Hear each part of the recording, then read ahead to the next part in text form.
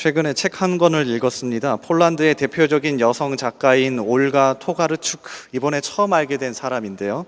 이분이 2018년 노벨 문학상을 받았습니다. 근데 그때 받은 작품의 이름이 태고의 시간들입니다. 혹시 읽으신 분도 있을 거라고 생각하는데요. 꽤 독특한 내용을 가진 장편 소설입니다. 근데 여기에서 길을 잃어버린 한 사람을 묘사하는 장면이 나오는데 굉장히 인상 깊어서 제가 그대로 적어왔습니다. 한번 들어보세요. 그렇게 정처 없이 숲을 떠돌던 그는 결국 길을 잃고 말았다. 태양이 하늘에서 춤을 추는 것 같이 보이면서 그만 방향을 잃은 것이다. 그는 북쪽으로 가는 게 맞는지 의심이 들었고, 그래서 다시 동쪽으로 향하는 길로 가면 숲이 끝날 거라 믿으며 동쪽으로 움직였다. 그렇게 동쪽을 향해 걷고 있는데 의심이 들기 시작했다. 방향을 잃은 채 혼란스러워하면서 그 자리에 멈춰 섰다. 그래서 마음을 바꿔 이번엔 남쪽으로 가기로 했다. 그러나 남쪽으로 향하는 길조차 의심스러워지자 곧장 서쪽으로 움직였다. 거기서 그는 자신이 처음 출발했던 그곳 거대한 숲 한가운데로 되돌아왔다는 것을 깨달았다. 넷째 날, 그는 마침내 세상의 방향을 의심하게 되었다. 다섯째 날이 되자 자신의 이성을 믿지 않기 시작했다. 여섯째 날, 그는 자신이 어디서 왔고 왜 숲에 왔는지를 잊었고, 일곱째 날에는 자신의 이름을 잊었다. 방향을 잃어버리고 헤맨 사람이 어떻게 되는지를 정말 잘 묘사했죠. 그러면서 그 다음 문장이 제 눈에서 떼어지지 않았습니다. 그때부터 그는 숲에서 짐승처럼 변했다. 그때부터 그는 숲에서 짐승처럼 변했다. 그러니까 방향을 잃어버린 사람이 결국 그 마지막에는 어떻게 되는지를 보여주는 구절 아닙니까? 이 글을 읽으면서 올 여름 이 부분에 대해서 같이 나눠야겠다는 생각을 많이 했습니다. 올 여름은 더위가 꽤 길어질 거라고 합니다. 장마는 벌써 끝났습니다. 그리고 앞으로 8월까지 계속 더울 겁니다. 이 더위에 덥다 하고 끝낼 게 아니라 우리가 어디쯤 가고 있는지, 그리고 우리는 어떤 위치에 있는지, 우리는 어떤 사람들인지, 이 방향을 같이 점검하면서 이 더위를 이겨낼 수 있기를 주님의 이름으로 소원합니다. 오늘 그래서 요한계시록 22장 제일 마지막 부분의 말씀을 같이 가져왔습니다. 여러분과 같이 나눠보고 싶어서 이 부분을 가져왔는데요. 끝을 보고 오늘을 살다라는 제목으로 같이 말씀을 나누겠습니다. 신문에 칼럼 하나가 실렸습니다. 어떤 이가 쓴 글이 마음에 와 닿았다. 마지막을 아는 사람은 행복하다. 아니, 인생에서 마지막이 있다는 것을 알면서 사는 사람은 행복하다. 모두가 잊고 산다. 마치 영원히 살 것처럼. 애플의 공동 창업자이자 CEO였던 스티브 잡스는 2011년 췌장암으로 세상을 떠났다. 그가 투병 생활 중이었던 2005년 스탠포드 대학의 졸업 연설문은 인생의 의미를 되짚어보게 한다. 그 일부분을 엿보면 다음과 같다. 2005년 췌장암에 걸린 그가 스탠포드 대학의 졸업식에 가서 이렇게 연설한 겁니다. 제가 곧 죽으리라는 것을 생각하는 것은 제가 인생에서 큰 결정들을 내리는데 도움을 준 가장 중요한 도구였습니다. 모든 외부의 기대들, 자부심, 좌절과 실패의 두려움, 그런 것들은 죽음 앞에서는 아무것도 아니기 때문에 진정으로 중요한 것만을 남기게 됩니다. 죽음은 우리 모두의 숙명입니다. 아무도 피해갈 수 없죠. 그리고 그래야만 합니다. 왜냐하면 죽음은 삶이 만든 최고의 발명이니까요. 스티브 잡스는 그리스도인은 아니었기 때문에 나름대로 죽음을 이렇게 해석한 겁니다. 그러면서 이 글을 쓴 사람은 그리스도인이었기 때문에 계속해서 이렇게 말합니다. 우리 마음을 후비는 소중한 인생의 교훈이 아닌가 싶다. 그런 의미에서 그리스도인으로 신앙의 여정을 살아가는 것도 마찬가지다. 우리는 인생의 끝자락에 무엇이 있으며 믿음 생활의 마지막에 어떤 일들이 펼쳐질지를 알고 있는 자들이다. 29세의 나이에 같은 또래의 친구 선교사 4명과 함께 에콰도르의 아우카 부족에게 복음을 전하러 가서 그 땅을 밟자마자 공격을 받아 순교의 씨앗이 되었던 짐 엘리엇 선교사는 그의 일기장에 다음과 같은 글을 남겼다. 영원한 것을 얻기 위하여 영원하지 않은 것을 버리는 자는 결코 어리석은 자가 아니다. 아주 유명한 문구죠. 바쁜 일상을 잠시 뒤로 하고 우리 인생의 여정의 끝을 바라보자. 그 끝자락에 서 있는 미래의 나는 오늘을 사는 나에게 무슨 속삭임을 던져줄까? 여러분, 한창 앞길이 창창한데 갑자기 끝을 보자고 해서 어색하실 수도 있는데요, 우리는 이미 예수를 믿는 순간부터 끝을 아는 사람입니다. 그렇지 않습니까? 예수를 믿고 나에게 생명이 주어진 순간부터 마지막이 어떻게 될지를 아는 사람인데, 여러분, 저를 포함해서 우리는 마치 끝을 모르는 것처럼 살아갑니다. 여기가 전부인 것처럼 살아가죠. 근데 약간 시선을 달리 해보자고요. 우리는 이미 끝이 어떻게 될지 알고 현재를 살아갑니다.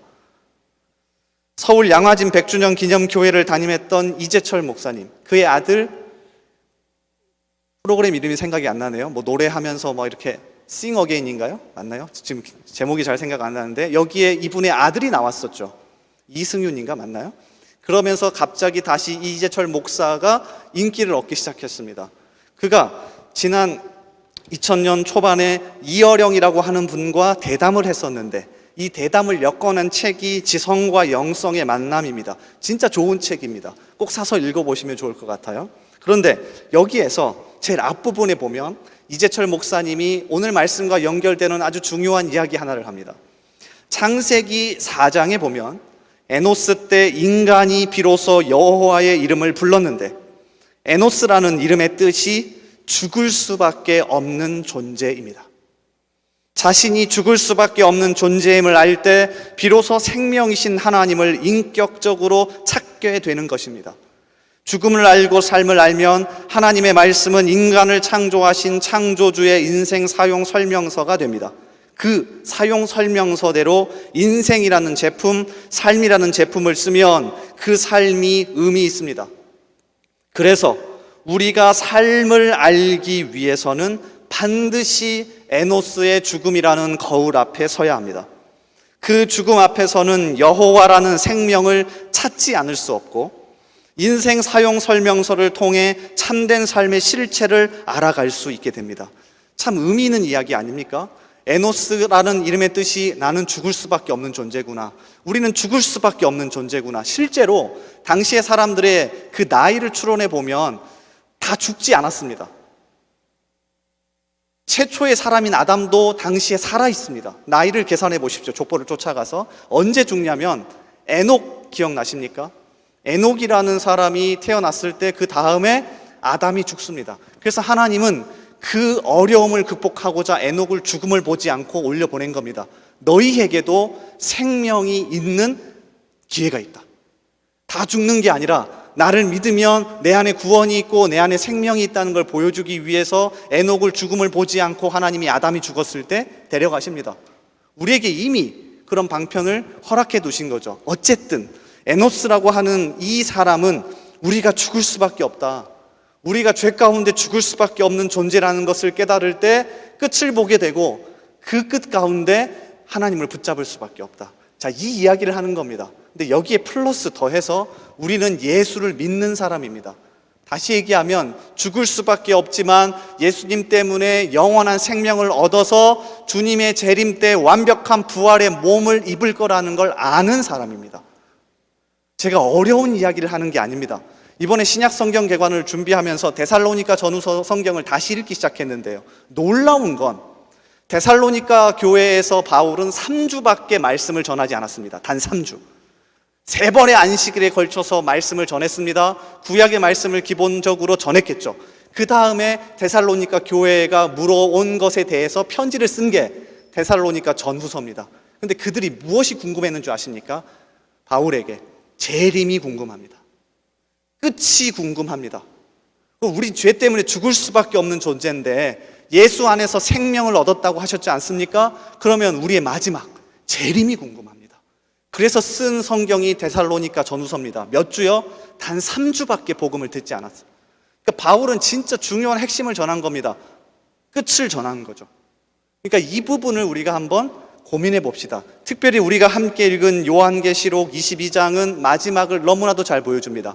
우리의 끝이 어떻게 되고, 그리고 우리의 끝을 아는 사람이 현재를 어떤 자세로 살아가는지를 아주 명확하게 보여줍니다. 그래서 이 부분 우리 정신 차리고 한번 같이 나눠봅시다.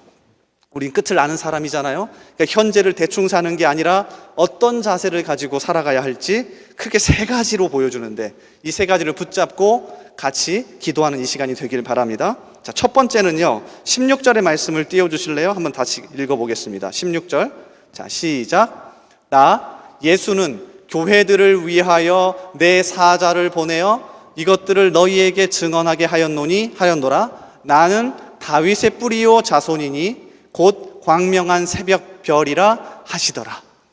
끝을 아는 사람, 그러니까 내가 죄 때문에 죽을 수밖에 없었지만 예수의 생명으로 살았고 주님이 재림하시고 결국 우리가 영원한 부활의 몸을 입을 거라는 끝을 아는 사람의 첫 번째 특징은 현재를 대충 살지 않고요, 16절의 말씀처럼 현재 예수님을 더 붙잡기 위해 노력하는 사람입니다. 이거 우리 안 합니다. 야, 어차피 이미 예수 믿고 천국 갈 거니까 대충 살아도 된다는 생각이 너무 강합니다. 끝을 아는 사람은 현재 예수님께 관심이 가장 많습니다. 이미 예수의 생명을 얻었지만 더 예수님을 알기 위해 노력합니다. 주변을 돌아보십시오. 내가 현재 어떤 자세로 살아가는지가 진짜 내가 끝을 보는지 안 보는지가 결정합니다. 16절의 말씀도 사실 제일 마지막 부분에 없어도 됩니다. 예수님이 자기 PR합니다. 나 예수는 1인칭으로 되어 있죠. 나 예수는 교회들을 위하여 내 사자를 보내어 이것들을 너희에게 증언하게 하였노라. 나는 다윗의 뿌리요 자손이니 곧 광명한 새벽별이라 하시더라. 이 이야기 우리에게는 어렵지만 당시 구약 성경을 잘 아는 유대인들에게는 너무나도 잘 아는 말씀이었습니다. 아, 예수님이 구약에서 말하는 메시아구나, 구원자구나. 끝을 알기 위해 요한계시록을 펴서 읽은 사람들에게는 실망스러울 겁니다. 왜냐하면 요한계시록은 1장부터 예수님이 누구인지만 주구장창 설명합니다. 독특하지 않습니까? 1절이 이렇게 시작하죠. 예수 그리스도의 계시라. 이렇게 말하지 않습니다. 마지막 날에 이런 일이 벌어질 거야. 제가 만약에 요한계시록을 썼다면 여러분의 주의를 끌기 위해서, 자, 마지막에 무슨 일이 벌어지는 줄 알아? 이리 와봐. 이렇게 시작했을 겁니다. 근데 요한계시록은 끝을 알려주겠다고 하면서 주구장창 자기 PR만 하십니다. 예수님이. 내가 누군지 아니? 이어지는 5절에도 보십시오. 1장 5절. 또 충성된 증인으로 죽은 자들 가운데서 먼저 나시고 땅의 임금들의 머리가 되신 예수 그리스도로 말미암아 은혜와 평강이 너희에게 있기를 원하노라. 아니, 끝을 알려준다면서요. 왜 계속 예수님 이야기만 합니까? 이게 계시록의 목적이고 이게 끝을 아는 사람들이 현재를 살아가는 힘입니다. 현재 주님을 붙잡아야 살아갈 수 있는 힘이 생기고 끝을 아는 사람일수록 더 예수님을 현재 누리기 위해 노력합니다. 그래서 공학 박사이면서 대덕 연구단지 새누리교회를 섬겼던 이병균이라고 하는 목사님이 있는데요. 그분이 지난 2014년 요한계시록에 관한 책을 쓰면서 제목을 무엇이라 할까 고민을 많이 했습니다. 그러면서 이렇게 제목을 지었어요. 참 독특해요. 제5복음서 요한계시록. 이거 책 누가 사겠습니까? 제5복음서 요한계시록. 아니, 적어도 끝을 알려줍니다. 마지막 날 어떻게 될까요? 이런 제목 해야 되는 것 아닙니까? 그런데 제5복음서 요한계시록. 그러면서 이렇게 설명해요. 예수님만이 우리를 구원하시는 분입니다. 요한계시록은 예수님이 실패한 구주가 아니라 바로 십자가에서 죽으시고 부활 승천하신 반드시 다시 오실 예수님이라는 것을 알려줍니다. 이 예수님 외에 다른 구주는 없다는 진리를 확실하게 붙잡을 이유들을 요한계시록에서 알게 됩니다. 이렇게 설명하면서 요한계시록은 예수님을 붙잡는 책이고 끝을 아는 사람은 계속해서 예수님을 누리는 사람이라고 이야기해요. 유기성 목사님 아십니까? 선한목자교회를 담임하시는 이분도 역시 요한계시록에 관한 책을 썼습니다. 이게 다들 욕심을 내는 것 같긴 합니다.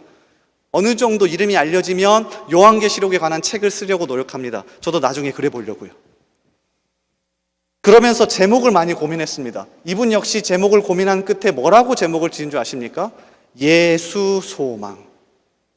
예수 소망. 저는 처음에 제목만 보고 복음서 책인 줄 알았습니다. 예수 소망. 부제목이 붙어 있는데 바벨론 세상에서 만왕의 왕이신 예수를 바라보다. 아니, 끝을 알려준다는 책인데 예수를 바라보래요. 그러면서 또 이렇게 이야기합니다. 요한계시록의 핵심 주제는 종말이 아닙니다. 주 예수님이십니다. 요한계시록의 시작도 주님이셨고 마지막도 다시 오실 주님을 바라보게 합니다. 우리의 문제는 주님이 다시 오실 때에 친밀한 주님으로 만나느냐, 낯선 주님으로 만나느냐 하는 것입니다. 진짜 와닿는 문구 아닙니까? 우리의 문제는 주님이 다시 오실 때 친밀한 주님으로 만나느냐, 낯선 주님으로 만나느냐 하는 것입니다. 이 부분 여러분 진짜 고민해 보셔야 합니다. 우리가 가장 큰 오류는 마지막을, 끝을 아는 사람은 이 세상을 고상하게 살 것이라는 착각입니다. 선비처럼 앉아서 나는 끝을 아는 사람이니까 고상하게 찬양 부르고 기도하고 말씀 전하면서 사는 사람이 아닙니다. 끝을 아는 사람, 주님이 다시 오실 거라고 바라보는 사람은 현재 어떻게든 예수님을 더 누리기 위해 몸부림치는 사람입니다. 개인적인 이야기를 할까 합니다. 아내가 듣고 있는지는 모르겠는데요. 2011년 9월 3일 지금의 아내를 소개받았습니다. 무슨 조선시대도 아닌데 어쨌든 소개받았습니다. 그래서 그냥 만나면 될 것을 나름 목사하고 제 아내도 믿음이 좋다라고 알려진 사람이었기 때문에 그냥 만나면 되잖아요. 앞으로 여러분 그냥 만나십시오. 한 달 동안 기도해보고 만나기로 했습니다. 그것도 그냥 기도하는 게 아니라 서로 새벽에 깨워 새벽에 기도하고 한 달 동안 한 달 기도하고 만나보기로 했습니다. 이게 좋지 않은 방법인 게 나중에 한 사람은 하나님이 만나라고 했다고 응답받았고 한 사람은 만나지 말라고 했다고 응답받으면 곤란해집니다. 그냥 만나십시오. 근데 한 달 동안 기도해 보기로 했지만 사실 제 마음은 처음부터 만나기로 결정했습니다. 그러면 제가 기도하지 않았을까요? 어떻게 살았을까요? 이게 중요합니다. 그러면 고상한 척 살았을까요? 나는 한 달 후에 여자친구가 생긴다. 이렇게 살았을까요? 아닙니다. 한 달 동안 저는 제 아내의 모든 것을 얻고 누리기 위해 노력했습니다. 페이스북을 하지도 않던 사람이 가입해서 아내의 정보를 캐기 시작했고 온통 아내의 사진을 찾기 위해 노력했습니다. 그러다가 한 가지 특징을 발견했는데 아내가 중요할 때 자주 입는 옷. 노란색, 연노란색이었어요. 좀 연한 노란색의 가운데 하얀색으로 크게 하트가 그려진 옷을 입는다는 사실을 발견했습니다. 그리고 실제 10월 3일 만나기로 결정하고 정확하게 10월 9일 한 식당에서 만났습니다. 이 아내가 똑같이 그 옷을 입고 나왔습니다. 모른 척 했습니다. 근데 저는 속으로 얼마나 쾌재를 불렀는지 모릅니다. 한 달 동안 열심히 아내를 알아가기 위해 노력했는데 야, 이 옷을 진짜 입고 나왔구나. 끝을 아는 사람, 현재 대충 사는 사람이 아니라 어떻게든 주님을 알고 누리기 위해 노력하는 사람입니다. 그렇지 않습니까? 왜 이렇게 여러분 고상하게 사십니까?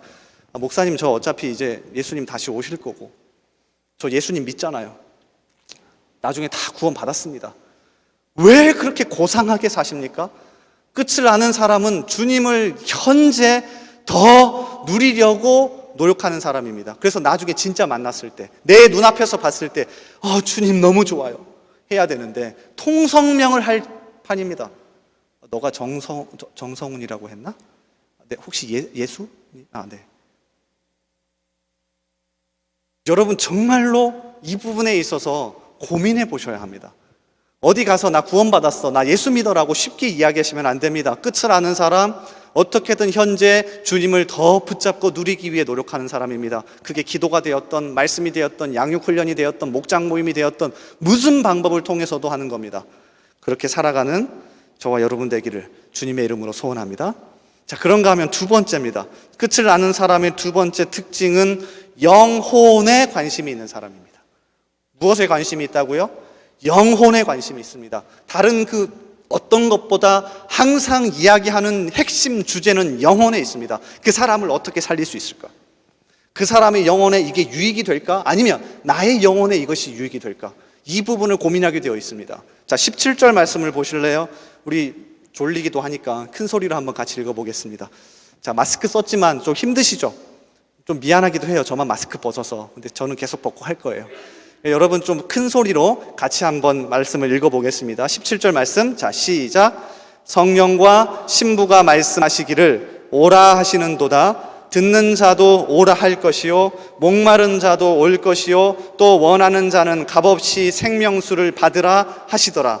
자, 17절 앞부분에 있는 성령과 신부는 요한계시록에서 교회와 성도를 상징하는 단어입니다.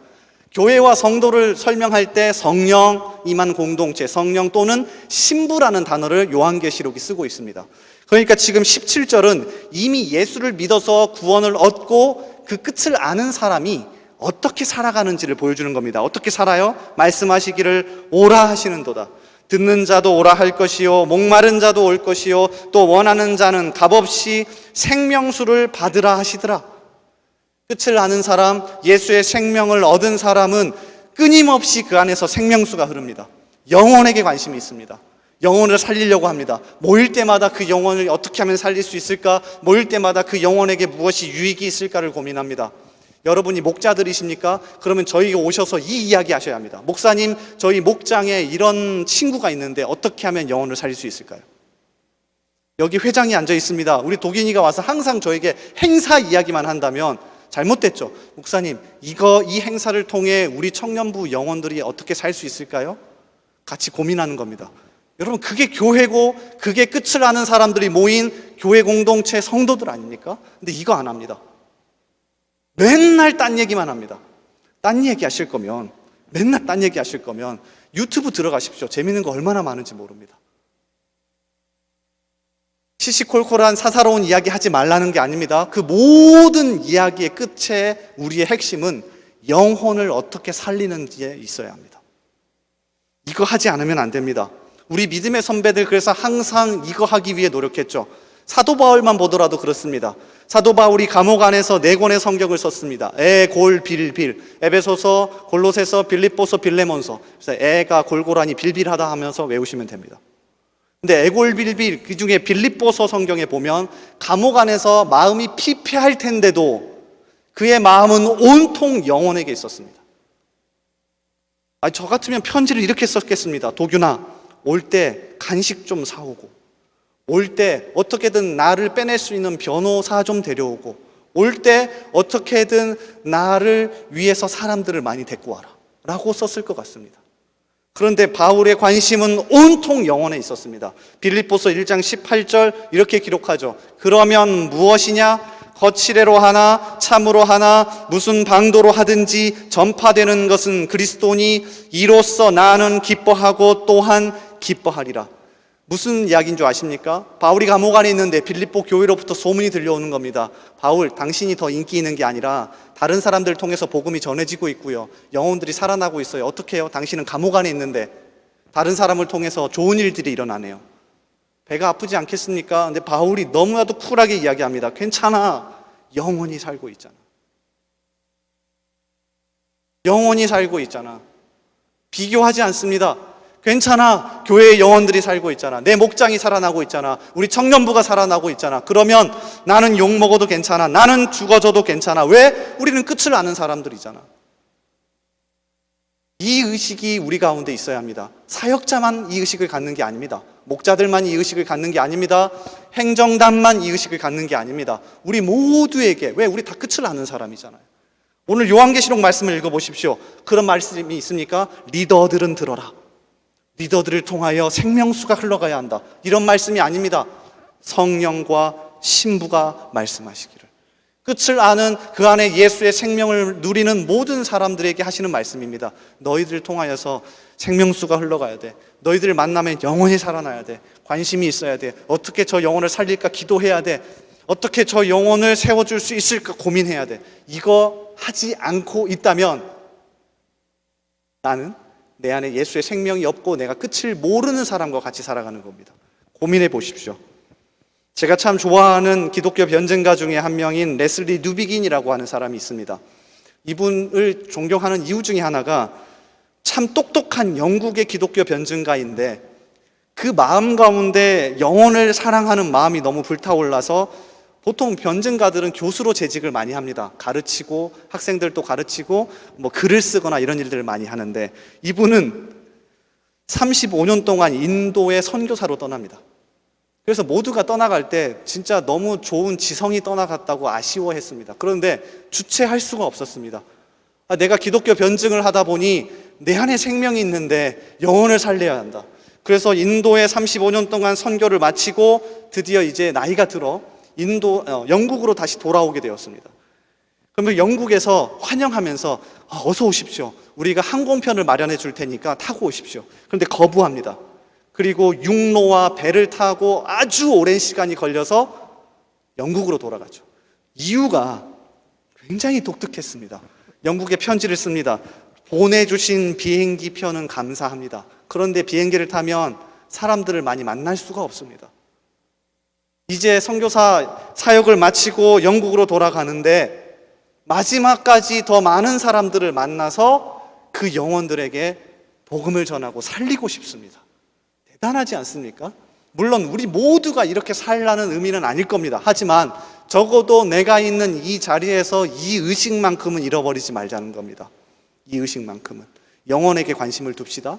내 옆에 있는 사람에게 관심을 둡시다. 그리고 내 영혼도 어떻게 지금 괜찮은지, 내 영혼도 잘 살아가고 있는지 관심을 두고 거기에 온갖 생각과 온갖 계획과 온갖 노력을 기울이셔야 합니다. 이 여름이 그런 여름이 될 수 있기를 주님의 이름으로 소원합니다.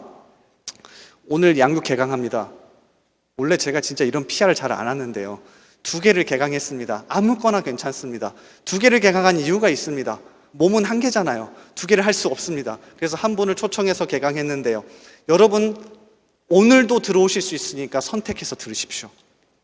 여름부터 시작하는 이유가 있습니다. 여름을 그냥 보내지 말자는 겁니다.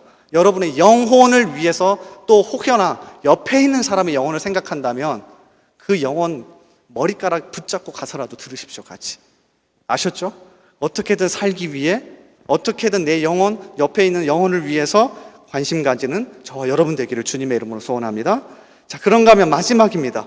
마지막 끝을 아는 사람의 3번째 특징은 기록된 성경을 붙잡고 사는 사람입니다. 잘 보십시오. 제가 일부러 성경책 잘 안 가지고 올라왔다가 오늘 아래서 가지고 올라왔습니다.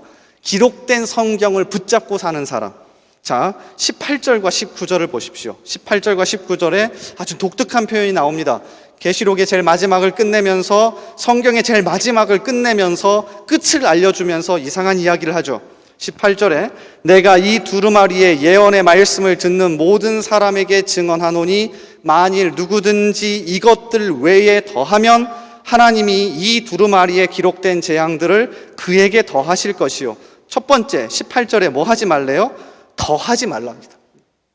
계시록 제일 성경 마지막을 끝내면서 이것 외에 더하지 말랍니다. 19절 만일 누구든지 이 두루마리의 예언의 말씀에서 제하여 버리면 하나님이 이 두루마리에 기록된 생명나무와 및 거룩한 성에 참여함을 제하여 버리시리라. 뭐 하지 말래요? 빼지도 말랍니다. 그러니까 주님이 주신 66권의 성경을 붙잡고 이 성경의 완전성과, 좀 어려운 말이죠, 통일성을 믿고 붙잡고 주님 오실 때까지 살아가는 사람. 그래서 잘 보시면 끝을 아는 사람, 주님의 재림을 기다리고 주님의 생명이 있는 사람들은 끊임없이 가는 곳마다 66권의 성경에 관심이 있습니다. 다른 것에 관심이 있는 게 아니라 여기에 관심이 있습니다. 너무 중요합니다.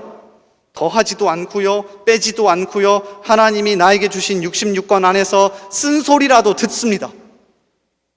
별로 마음에 듣지 않아도 66권 안에 있는 성경의 말씀이라면 이것을 내 것으로 받아들여 살아갑니다. 완전성과 통일성을 믿고 살아가죠. 신명기 4장 2절에서도 이미 하나님이 말씀을 주시면서도 이렇게 얘기하십니다. 내가 너희에게 명령하는 말을 너희는 가감하지 말고 내가 너희에게 내리는 너희 하나님 여호와의 명령을 지키라. 그래서 우리는요, 싫든 좋든 이 안에서 살아갑니다. 여기에 모든 내용이 들어가 있는 건 아닙니다. 그런데 하나님의 호흡 그 자체이며 하나님이 마음을 담아 우리에게 주신 기록된 성경 안에서 원리와 원칙을 발견하며 살아갑니다. 이 자세가 중요합니다. 끝을 아는 사람, 주님의 재림을 기다리고 생명을 누리는 사람은 매일같이 이 기록된 성경 안에서 생명을 얻습니다. 기록된 성경 안에서 믿음을 더 강화시킵니다. 기록된 성경 안에서 주님을 더 바라봅니다. 그래서 관심 가지셔야 합니다. 주일날에만 말씀을 읽으시면 안 됩니다. 여러분 만약에 정말로 성경 안 읽으시면 저 주일 설교할 때마다 5장씩 읽을 겁니다. 중세교회 부활할 겁니다. 성경 낭독 할 겁니다. 두루마리 가져와서 다 읽어버릴 겁니다. 관심 가지셔야 합니다. 관심 가지셔야 합니다. 일부러 제가 몇 절 안 읽습니다. 오늘도 요한계시록 22장을 1절부터 다 읽을까 막 고민하다가 애들 또 싫어하겠지. 여러분 눈치 많이 봅니다. 저도 사실. 관심 가지셔야 합니다. 끝을 아는 사람은 이 66권의 말씀 가운데 더하거나 빼지 않고 주님이 나에게 주셨다는 생각으로 계속해서 연구하고 묵상하고 내 것으로 만들기 위해 노력하는 사람입니다. 이 자세를 잃어버리지 않기를 바랍니다. 그래서 정말로 이 여름에 우리의 끝을 바라보며 현재를 정말 멋지게 살아갈 수 있는 저와 여러분이 되길 바랍니다. 우리가 같이 나누지 않은 마지막 20절과 21절은 그냥 마지막 찬양 부분입니다. 마라나타라고 알려져 있죠. 주 예수여 어서 오시옵소서라고 하며 끝을 냅니다.